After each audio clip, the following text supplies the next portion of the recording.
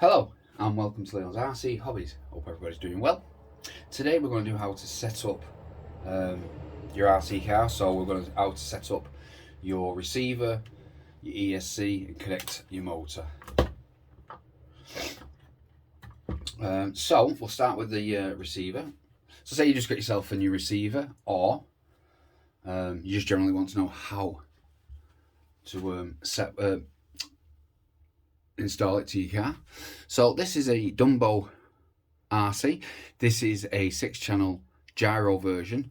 We'll talk about all that in another video. This is just if it was a normal standard 2 or 3 channel receiver.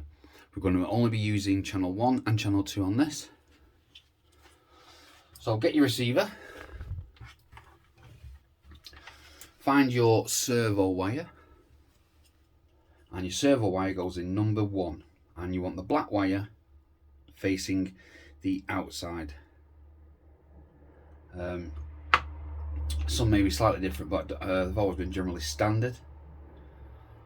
Also, if you look at your clip, the way it pushes in, it can go in both ways, but see, I can fit this in wrong. But how I've done it is the black wire facing the outside. We plug our ESC into channel 2, and we are now ready. Not going to stick this in just yet because I want to make sure the place where I want it and if it's going to work. Need to unplug it all. So we're going to wire up the motor. A lot of them are colour coded, some aren't, so don't be too worried about that. Wiring up your motor wrong won't cause any problems as long as it's not a censored version. A censored brushless motor is where there's a plug at the bottom that plugs in, and it plugs into your ESC because it tells the position of where the motor is. Most standard stuff you get in Armours and Tracks and that, they don't have and combos, they don't have censored ones. More of a good for rock crawlers and things like that and other things. But yeah, most likely you'd be just a 3-wire brushless motor and ESC, which is pretty much standard. So put them in the right colours. Like I say, some of them will be wrong, like I got a yellow here and a black, but that's not to worry about at the moment. We'll show you. Make sure your car is on something as well, so when you plug it in, it doesn't go flying off your table. So let's plug the battery in. Don't forget to turn on your transmitter first, then turn on your car. When you hear that, you know it's ready. So you check the steering. Right, the steering is going the opposite way. I'll just check the throttle. Throttle's going the right way, but don't worry about your steering. You haven't wired that wrong. Sometimes it can be backwards. That's why nearly all controllers, proper controllers, transmitters come with reverse switches for the steering and the throttle. So as you can see, this is on normal and reverses over here. We're just going to flick that switch over, and the steering now should correspond with the transmitter. So we know that's set up and that's ready. Let me just turn this off a minute.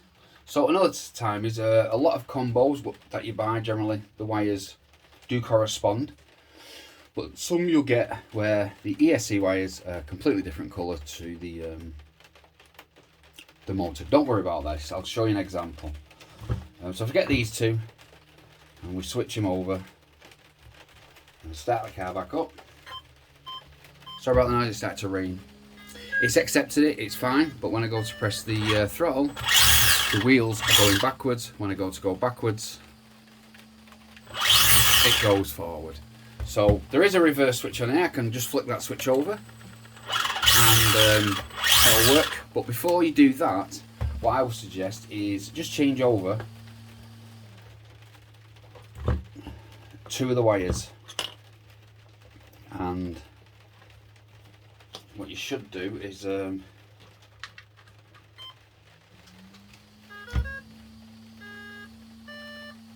as you can see, pull it forward, push backwards. It works. You don't always need to just do the reverse switch. Sometimes it's just a case of flicking over the wires. Right, so what we'll do now is I'll show you about the dual rates on the throttle and the steering. So you can see on the steering, it's got, I'm on 100% there. If I turn this down to 0, my steering, as you can see, I have none. If I turn it to 25%, see how slow it is?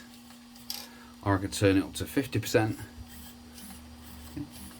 or I could turn it straight up to 100%. Now, it would be a lot faster. This is a really old plastic servo. It's like early 90s. So it is slow anyway. But you can see, works absolutely fine. So that is for like, well, it's all different things, your own setup really. I mean, if I was doing a speed run and a car was very fast and the steering was really twitchy, because it was so responsive, I would turn this down to make my steering a lot less slower. It would be a lot slower, and the movement is reduced right down. And it's the same with the throttle. I have one on the throttle on the Dumbo. If I turn that down to 0 and press the trigger, the car won't go nowhere. If I turn it up to 25%, and if I turn it up, that's a good little thing on here, because if you're giving it a child to have a go of, you can turn it right down, which means they can't go very fast. But also you have a throttle trim as well. So if you see that's on 0, and if I see that, sorry, if that's on 0, if I turn that, I'm not touching nothing, it's doing its own thing. If I turn it the other way, it does nothing. If I turn, but as you can see, if I turn it forward. So when you do get your transmitter, always make sure your throttle trim is right at the top before you plug the car in, because the transmitter thinks it's on being on forward, and it's just going to fly off your bench. But that's it really. That's just a simple way of setting things up. I'll talk more in depth on the next video. We'll talk about like programming ESCs that are programmable, KVs, and power, and we'll talk about what the ampage of your ESC and your lipos. But yeah, that's it really. So like I say, with your receiver, make sure it's channel 1 and 2, which is your servo, and channel 2 is your ESC, and make sure you put it somewhere nice and tidy, and all your wires are out of the way, because you don't want them getting trapped, and put your aerial in a good place. But yeah, that's it. I'll turn this off. So thank you very much for watching. Please subscribe, and bye. Don't forget to like.